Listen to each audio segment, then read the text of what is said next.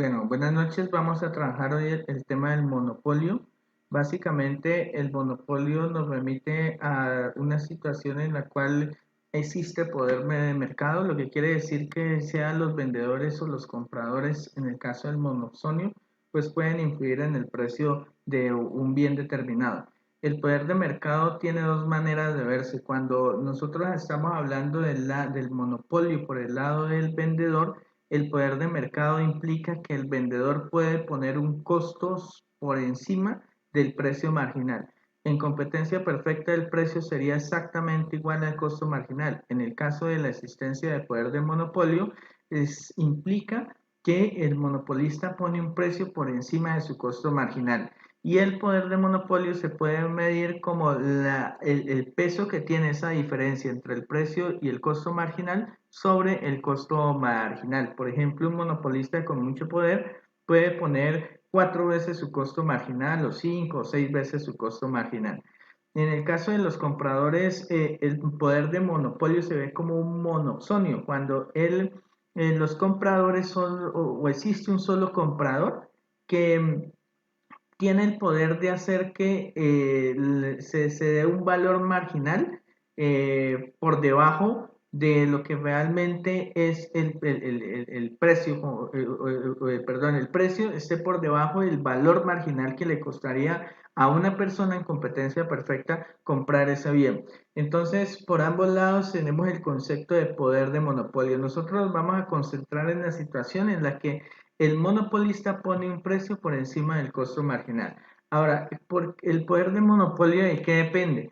Bueno, depende del número de firmas. Recordemos que puede haber casos de duopolio, oligopolio. Ahí se va a disminuir el poder de monopolio porque existen otras firmas. Pero cuando solo hay una firma, el poder de monopolio totalmente depende de qué tanto los consumidores aguanten que el monopolista les ponga un precio por encima del costo marginal. Y eso lo podemos entender como la elasticidad de la demanda. ¿Qué tan sensibles son los consumidores a aceptar un incremento del precio y cómo responden ante el monopolista? Pero cuando hay varias firmas, pues el poder de monopolio también depende de cómo interaccionen esas firmas y cómo compitan esas firmas. Por lo tanto, podrá haberse disminuido ese poder de monopolio. Ahora bien, cuando nosotros estamos trabajando estos elementos, podríamos también mencionar una situación en la cual podemos señalar, por ejemplo, cómo el monopolio tiene una característica particular, el monopolio puro, que es el que vamos a trabajar en este caso, tiene una característica particular y es que solo hay una firma que satisface todo el mercado y esa firma toma las decisiones de tal manera que puede influir sobre el precio de mercado.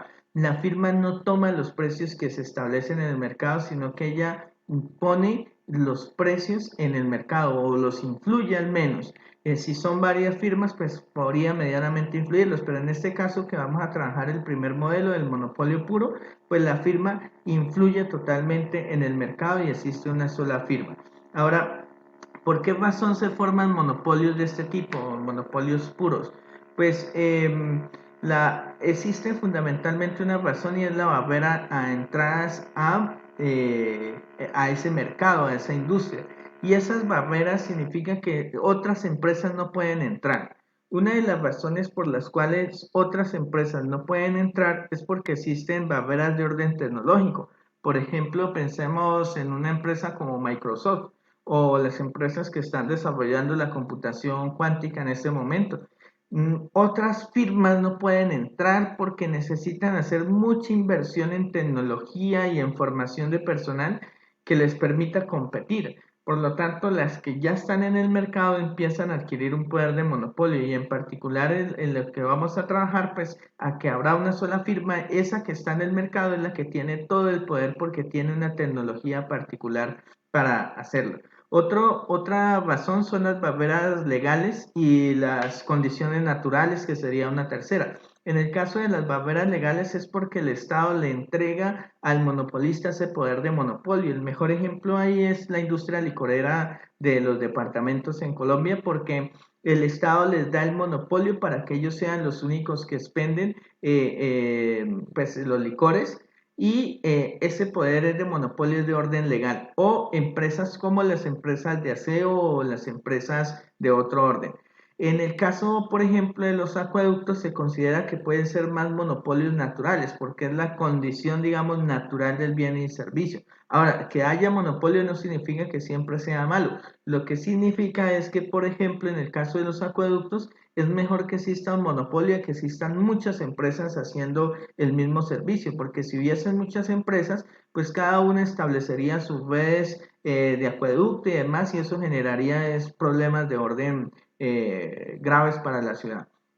Ahora bien, cuando tenemos nosotros la situación de monopolio, lo que vamos a encontrar es que por un lado está la demanda, por otro lado está el ingreso marginal y por otro lado está el costo marginal. Y lo que vamos a encontrar de acuerdo al ejercicio numérico es que el punto donde maximiza su ganancia el monopolista es justamente en este punto donde el ingreso marginal se encuentra con el costo marginal.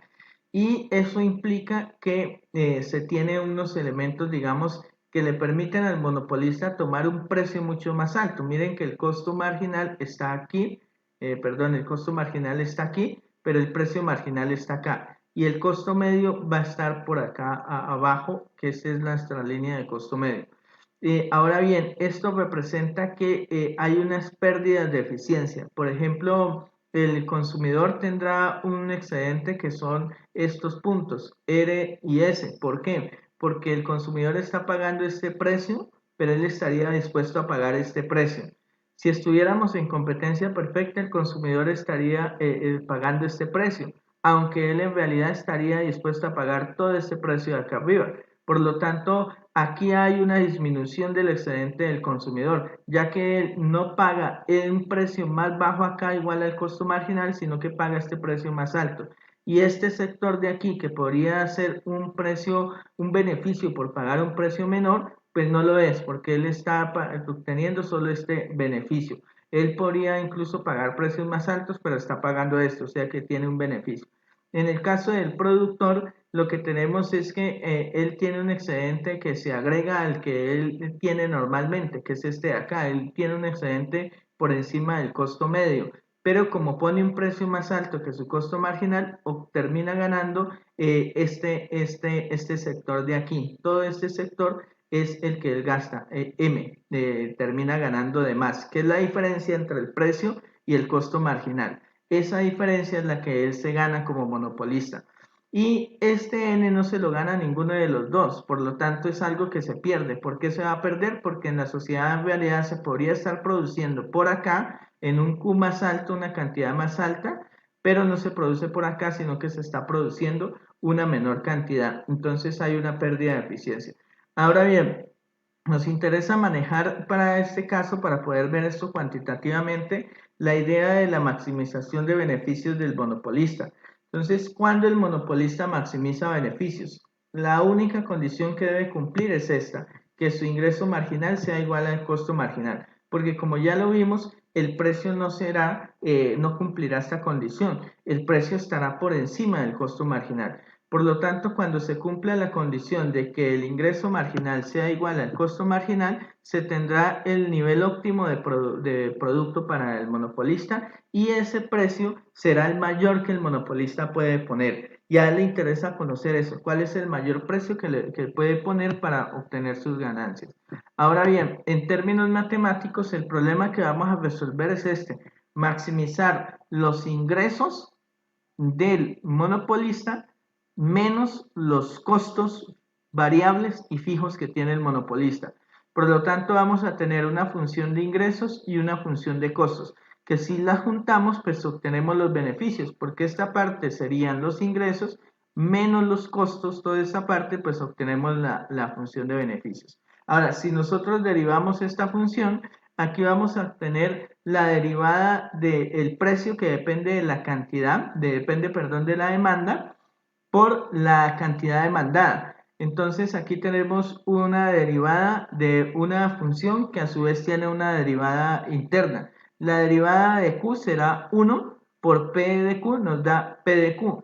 Pero la derivada de esta parte interna de p de q nos dará la derivada de p de q interno por Q. Aquí está, la derivada de P de Q por Q.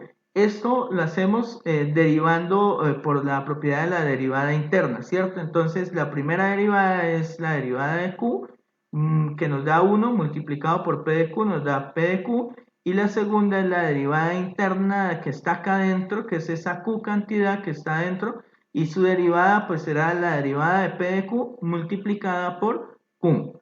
Entonces, acuérdense que la ley de la derivada interna es la derivada de la segunda por la primera función más la derivada de la primera por la segunda. Entonces, aquí la tenemos.